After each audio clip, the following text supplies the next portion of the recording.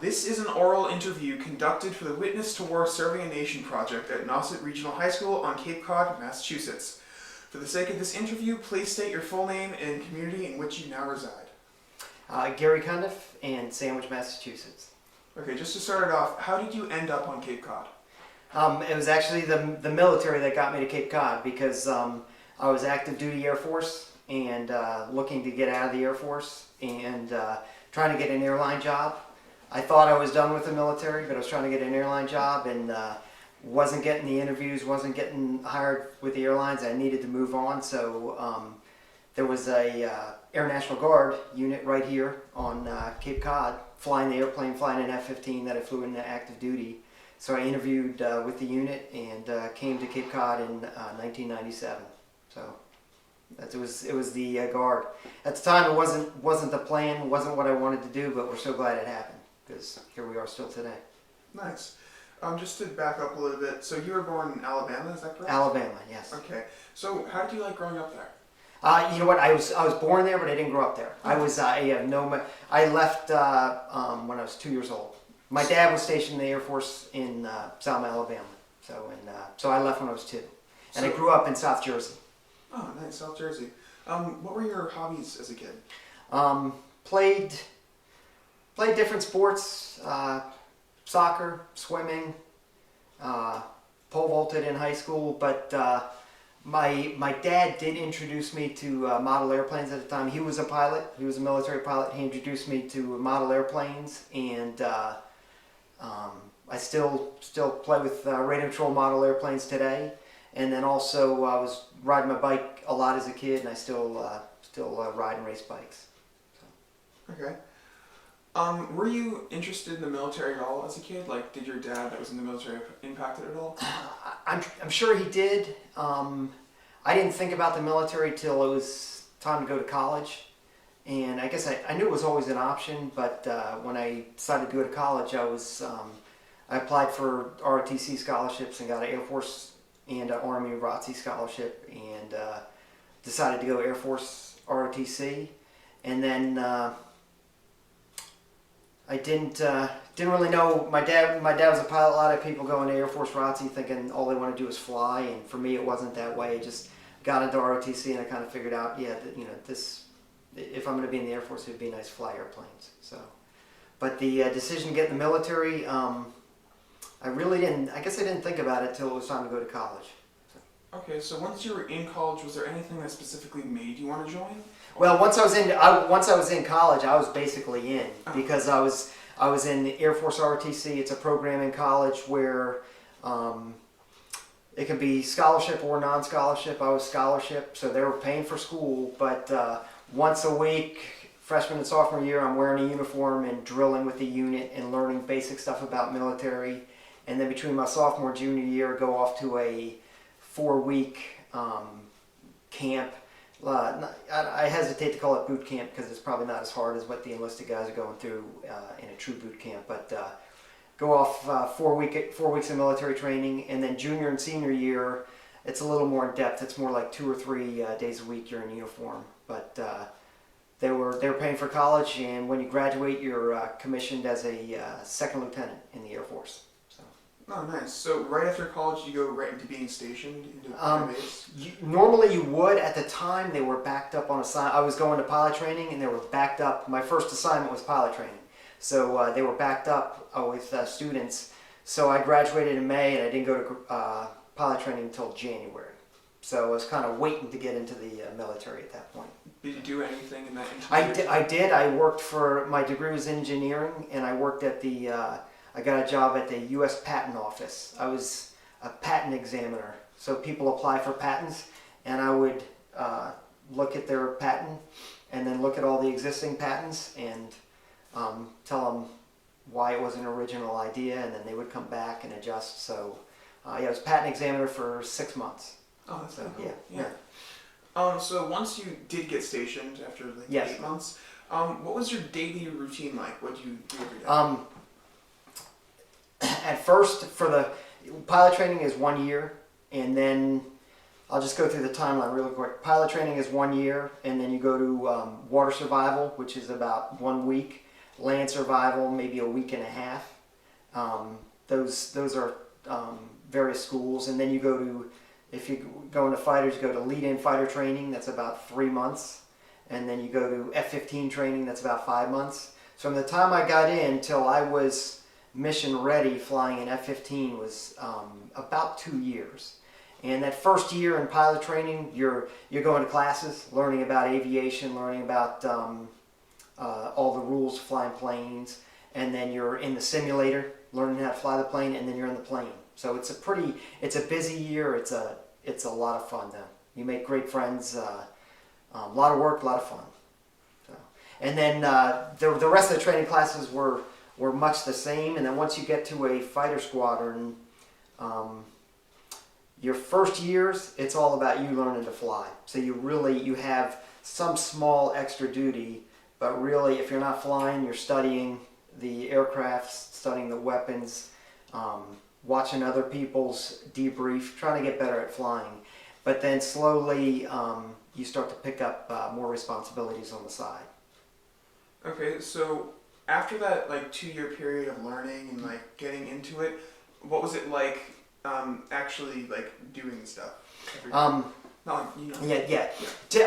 Typically when I was active duty, I'll take you through a typical week. You might fly 3 days, and those days, a typical flight in that F-15 training flight was an hour to an hour 15 minutes, so not long. You think, what are you going to do the rest of the day? But an hour and 15-minute flying took almost the whole day, because you would brief 2 hours prior to takeoff, and if you were the flight lead or the instructor, you're preparing for that brief maybe 30 minutes prior, maybe an hour prior, maybe the day before if it's a complicated mission.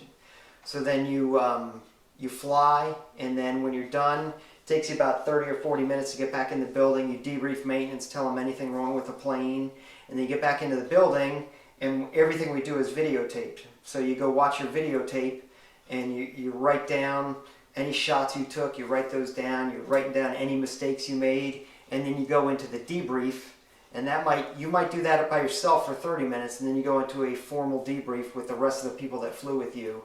And early on, you might debrief for an hour and a half. Some of them went longer than that. As you get more experience, you can cut that debrief down a little bit. But if you add that up, that was most of the day: prepping, flying, and then debriefing the flight. Because to fly an F-15 it's very, very expensive. At the time I was flying them, I think they said $10,000 an hour. So you go up with 4 F-15s, there's $40,000. So you have to be very responsible with. You can't just. The way to learn something from that flight is to prepare for it, and then when you're done with it, pick it apart, watch the video as much as you can. So we try to get as much as we could out of that training. So, and then the other 2 days that you weren't flying, maybe you had some extra duty that was directly involved with flying. Like you could be as you got more experience, you were the supervisor of flying, so you're kind of checking on the weather, supporting all the guys that are in the air. If there's an emergency, you're going to help them with the checklist over the radios. And then there was just the office work, the administrative BS. Hate to use that term. We didn't. When you're flying an F-15, you don't want to spend time in the office doing that type of stuff. But it had to be done. So, yeah. So that's a typical week. Yeah. So because of that great cost to the nation, did the stress of flying something that expensive ever get to you or not? No, it's not. As expensive as that seems, that's a ton of money. I can't imagine what the newer planes are costing these days. But you had a bigger responsibility than that. The guys you were flying with, at times you're flying formation, 3 feet wingtip clearance next to them, and if you make a mistake, you could kill yourself, you could kill them.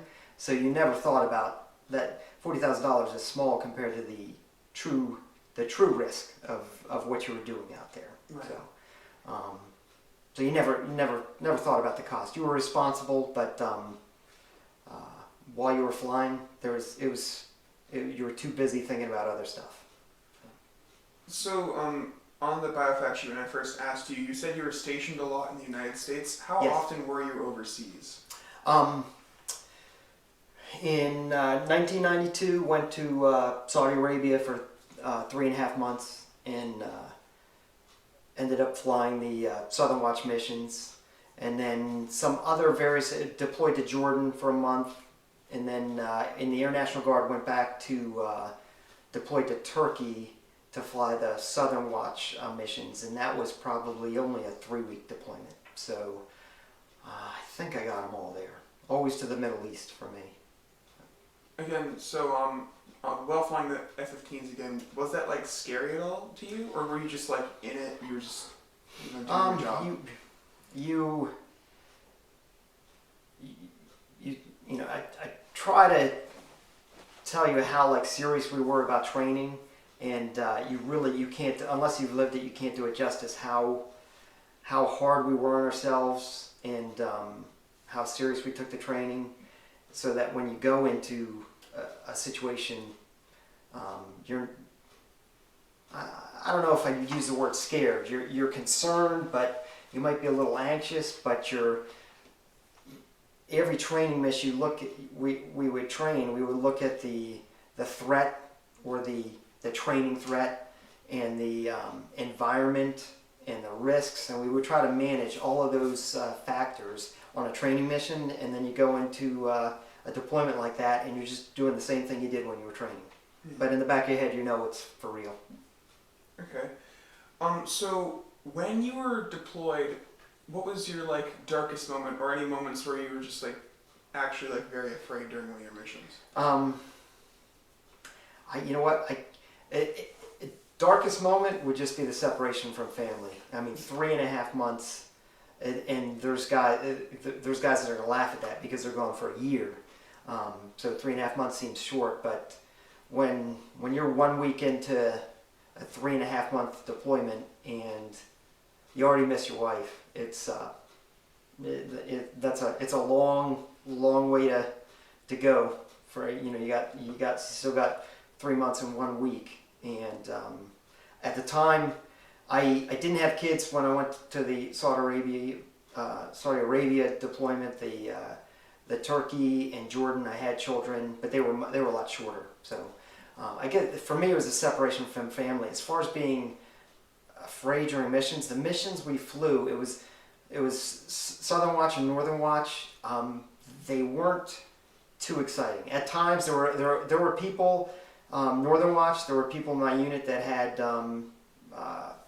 anti-aircraft guns shooting at them. So it's definitely gets exciting. Never happened to me. Had radars locked onto me, but never saw anything shot at me. So it was pretty benign. The risk was there, and the country we were flying over didn't want us there, and they, at any chance they would have loved to shoot us down. But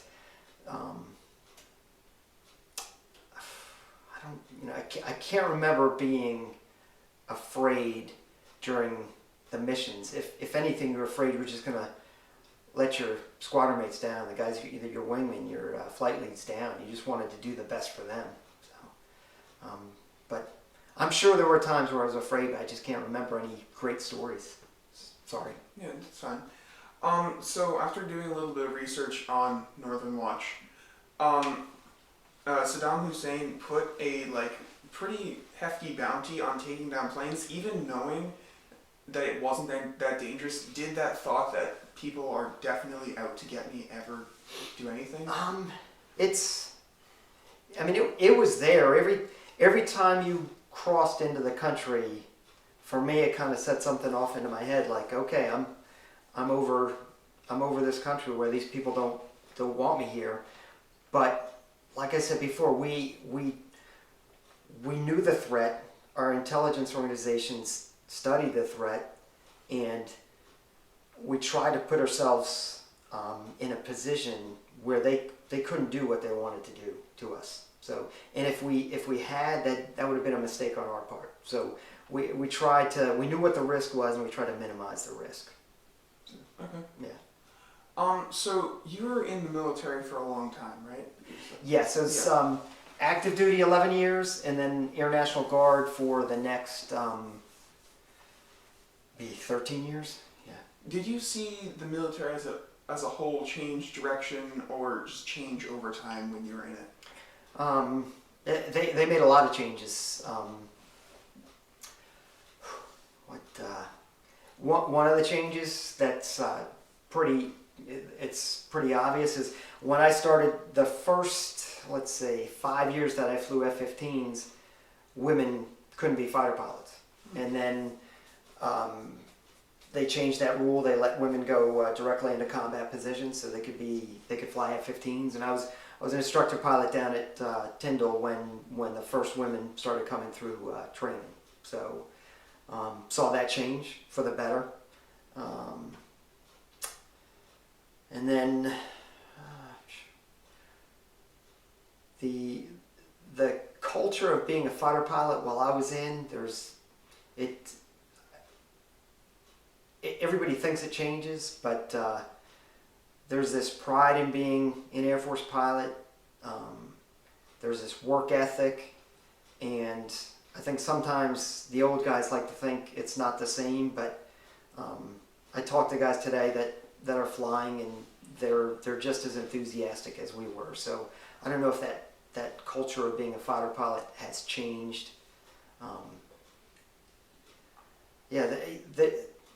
It evolved as I went along. I wish I had a better answer for you on that, but I guess the biggest change would be women joining up as fighter pilots. Yeah. So a lot of the time when people talk about being in the military, they talk about it like being their family. Did you feel like that with your other people that you worked with? Definitely. A fighter squadron is just this tight-knit group of friends, and you trust the guys with your life. They trust you with their life, and you're deployed. When we were deployed to Saudi Arabia, you're there for 3.5 months, and you're living in close quarters with the same guys, and you get home to your family, and they give you about a week off. After being gone for 3.5 months, you get a week off, and after a few days, you find yourself wondering, I wonder what John's doing. I wonder what Frisbee's doing. You start wondering what your friend. You spend so much time with him, you think you get sick of him, but you start to miss him. And still, there's guys I flew with today that will call me up, and it's great to talk with them. Any of those guys that I flew with could call me up and say, "Hey, I need you here," and I know I could do the same for them. "Hey, I need some help," and we would help each other out. It's a special bond. I'm saying fighter squadron, but I'm sure other military units the same way. It's a tight bond. Did you ever have any large disagreements with the people that you worked with, or not?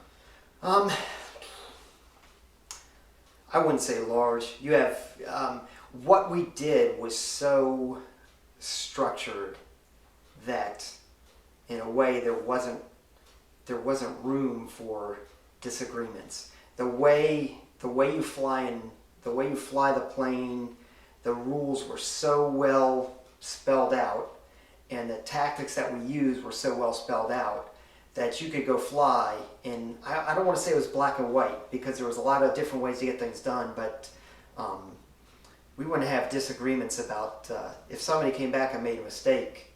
You all knew that person made a mistake. They're not going to sit there and argue about, oh no, I thought I could do it this way. No, that's not the way to do it. So I can't remember any big blowouts with different people. The only thing we might have argued about would be the office work that we didn't like doing. We would try to get somebody else to do it. So, but as far as the actual mission, no, there was too. It was too structured. There wasn't. I don't want to say there wasn't room for arguments, but it just didn't happen.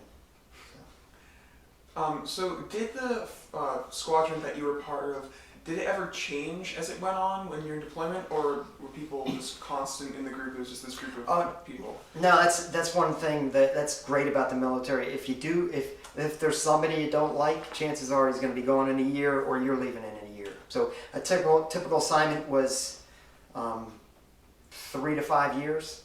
In that range, 5 would be very long, 3 is about average.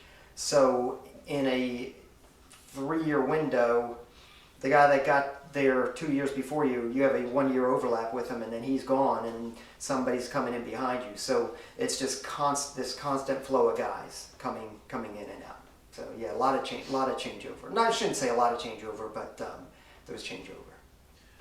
So when you had a tight-knit squadron, as you said, Yeah. and other people were introduced to it, did they easily integrate, or did it take time for them to be part of your squad? Most of the time, they easily integrated because they're coming from. In fact, you could probably take any fighter pilot from any squadron in the Air Force and drop him in any other fighter squadron, and he's going to fit right in, because you've all had the same training.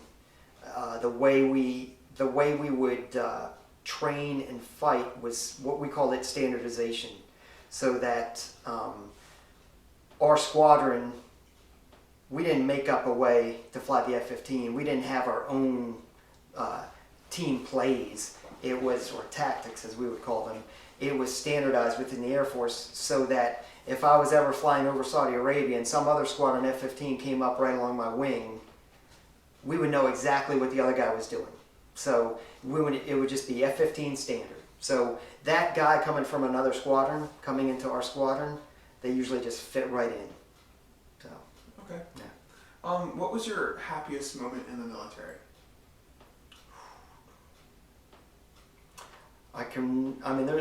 There was many. I would say getting back from a deployment to back to your family was definitely a happy moment. Any type of big accomplishment, like pinning on your wings when you graduate pilot training, that's a special day.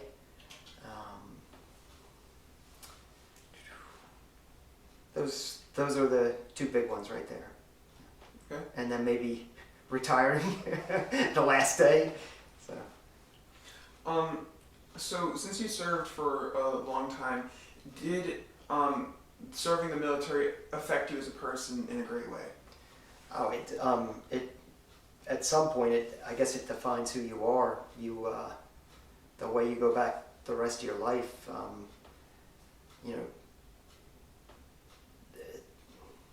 I'll talk from my perspective. The squadrons demanded excellence. They demanded you do the best you could do. So sometimes to a fault with the other things I do in my life, I try to do them the best I can. And sometimes that's not right. Sometimes you just got to get things done. It doesn't have to be the best you can do. But I like to say, if it's worth doing, it's worth doing right. So I got that from the military. Maybe I already had that because my dad was military, and that's the way I grew up too. There's that. There's so many other characteristics. Being loyal to your friends, loyal to your country. But yeah, I don't think anybody can. Even if you do 4 years in the military, it's gonna change you for the better. Mm-hmm. So just to go off that, did any of your core beliefs change throughout it, or did it just stay? Did you stay the same pretty much, besides like your work ethic and stuff like that? I think if a core belief changes, maybe it wasn't the right core belief for you. The core beliefs. I don't know that when I went into I probably had core beliefs. I don't know that I had them. I definitely didn't have them written down. So there were times in the Air Force where we actually, the Air Force had core principles that we basically had to have memorized, and they were good. I can't remember them right now, but they were all good things to know. But I don't think my core. I say the military defines the rest of your life, but I don't want to say that it. I guess it changes you in a way, but hopefully it doesn't change your core beliefs. Hopefully you went in with good core beliefs and it didn't change that. Okay. So you said that going into the military is definitely a beneficial thing for people. What's just your opinion on the military in general? Because it has been a topic of controversy lately. I think more people need to look at it as an option. Going out of high school, I think a lot of high school kids graduate and follow everybody else off, paying hundreds of thousands of dollars for a college degree that may or may not be worth it. But I think more people need to look into the military as an option.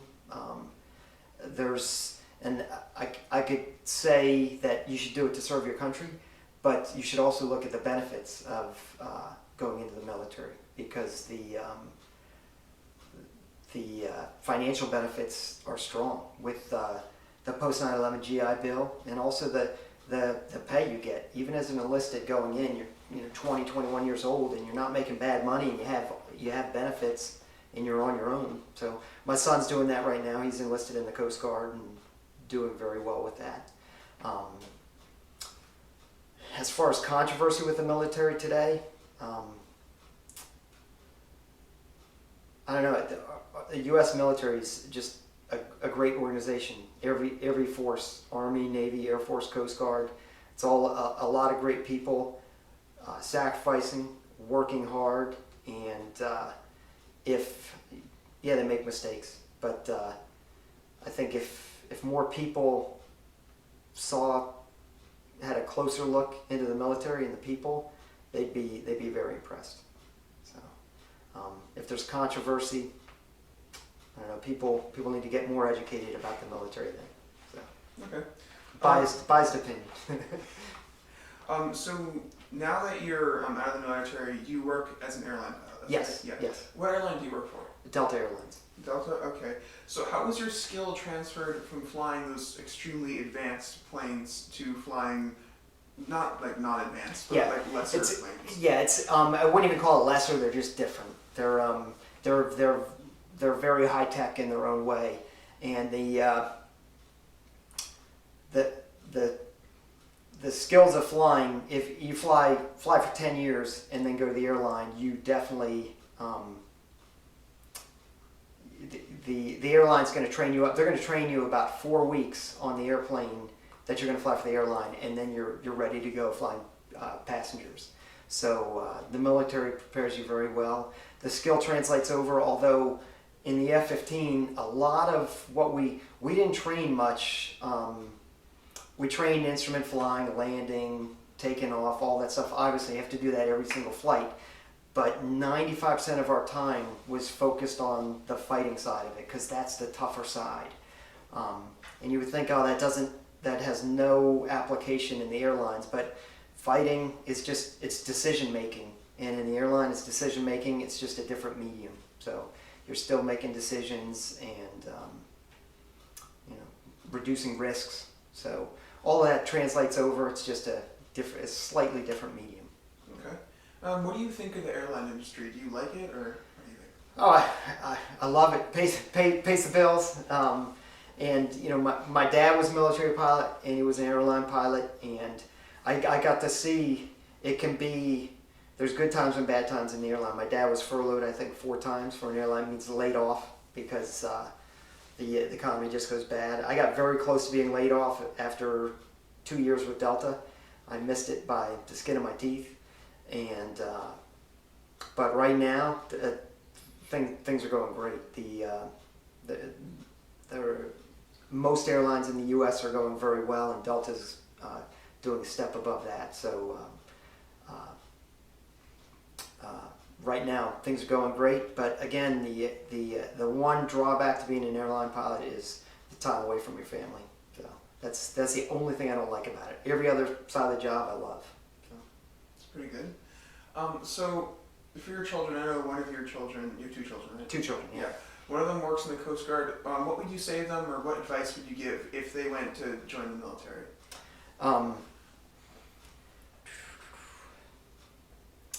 Well, I would say this to anybody young going in the military. A lot of times people go in the military and they're not starting out in exactly the job they want to be in.